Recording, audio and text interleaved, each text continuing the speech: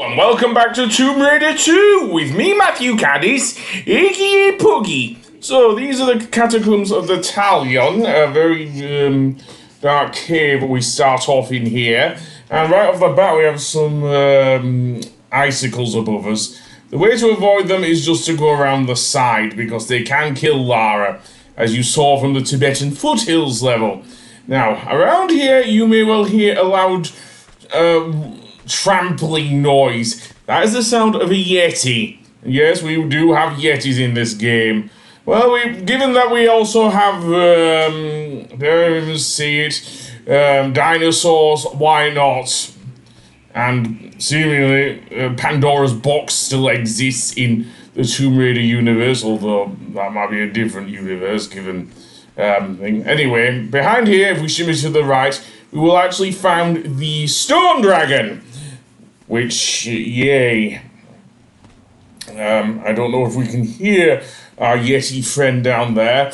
By the way, it's very dark down there, so be careful.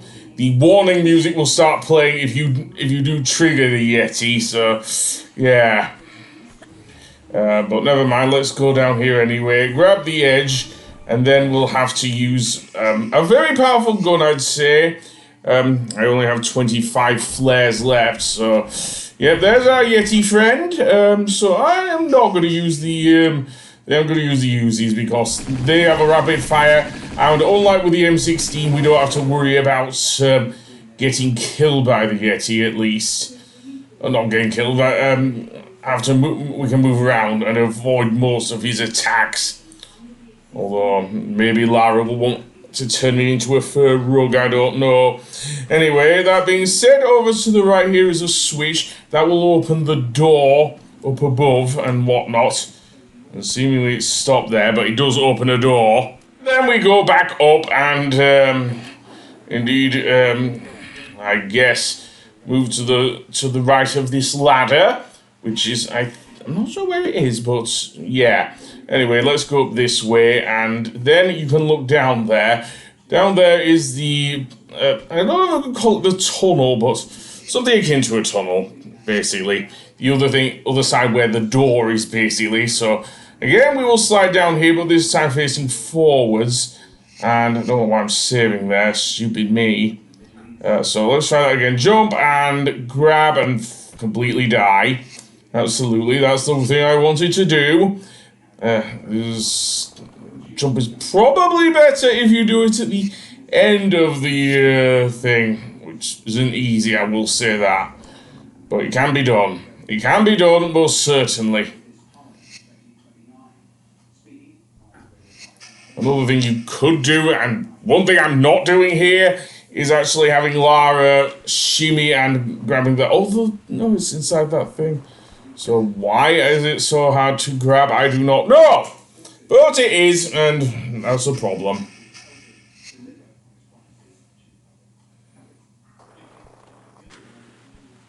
There we go. And with that being said, let's go through here. We have another snow leopard here.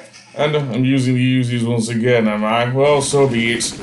I think there's... no, there's only one. Though there may be some more snow leopards in the next room, and certainly some more Yetis. Oh, yes. So let's see. In this next room, well, let's see. We have an empty pool down there. Well, not an empty pool at the moment, but it will be soon.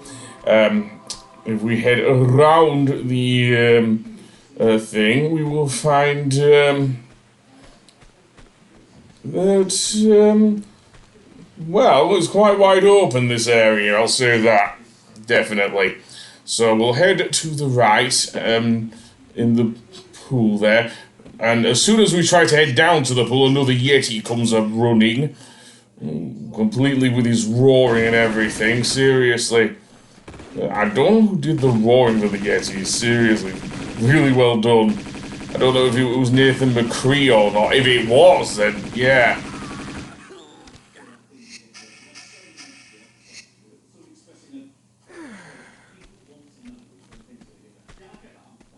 And other than that, apparently this one's carrying Okay, how does a Yeti carry a medipack or Uzi ammo? I do not know, but they do apparently, which is weird. Oh well, that's done. And Lara will not grab them because the game's physics say no, basically. That's probably the best way of explaining it. So instead, I'm going to go through the level as normal. So next, we will have to do something about this pool because below there you may see a trapdoor. Indeed, and that needs to open to give us access to the lower area of the catacombs. So, I'm gonna go along the top area here. Be wary, there's another boulder trap here, so yeah. You may well hear them rolling away. And you don't necessarily have to jump into the water, you could just jump back to the previous ledge. It was a bit quicker to land in the water here, so yeah. So I guess we will head back up and see if we can go further then. Let's go up this way. Now Lara can only go so far up this slope, so I'm going to take a little shortcut over here. We have some crumbling tiles here, so be careful. Indeed, that can be very annoying, but what I will do next is hit my head, of course. Not what I wanted to do. And somehow I glitched my way through the spikes. Probably because I was standing on the crumbled tiles, so yeah, that apparently glitches the effect of the spikes skewering Lara. So instead, let's go most of the way up here to this ledge and backflip and then go up here. We will see what looks like a switch on the right. Indeed, it is a switch. This switch seemingly opens the cage ahead of us. So let's indeed walk because I'm not sure. Yeah, that's a slope. So again, a good place to save, I think. And then slide down and indeed get our first mask. Yes, and these masks are very important, it seems. More on that later. We have also opened up the trapdoor that was in the pool, so now it is completely drained of the water. Down here, we will have to deal with some more snow leopards. Absolutely. So indeed, I will have to go through this end. You may hear the snow leopards growling, although here we have a closed gate. Again, we'll have to find the switch for said gate, but never mind. Jump over the other side, yada yada yada, and then over here is the switch. It isn't immediately obvious given how dark it is in both versions, but okay, no, I was wrong.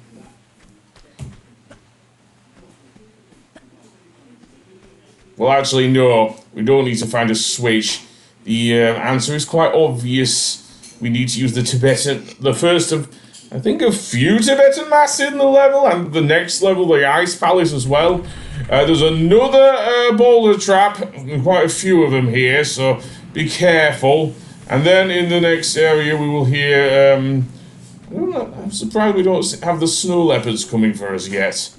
Seriously, you'd think they'd start attacking us with the snow leopards, but apparently not. Oh well. That being said, we have a choice of different areas we can go to, or it looks like it anyway. I'm going to go over to this area over here. And we have a door there on the right that might be important for later. Grab the edge and fall down. Surprised that Lara survived that without taking a hit. There's some snow leopards. So automatics, I think, definitely. And we'll deal with him then. Stop chewing me, seriously. And you'll note the frozen lake here. That will come in handy a bit later. 2 more snow leopards, what the hell? There we go. So now To melt the ice, we'll need to, well, use something hot. For now, I'll just get rid of the snow leopards. Absolutely. Again, I'm losing a lot of health to them. Which, yeah, they're basically carbon copies in-game of the tiger enemies from China. Seriously, so don't know what's going on there. And it seems that we may have reached a dead end. Well, not quite. I am going totally the wrong way, but, yeah. Okay, maybe we have reached a dead end. Because Lara can't jump that high. More on that a bit later. So yeah, that's basically that area. Anything down there? I don't think so. Just some water, and frozen water at that. Thankfully it doesn't have the same effect as in Antarctica. But we'll have a look anyway.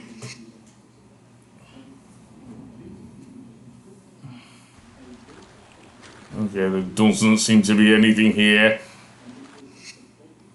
And I may well have to say, but let's see what's in the water anyway. Well, our next Tibetan mask.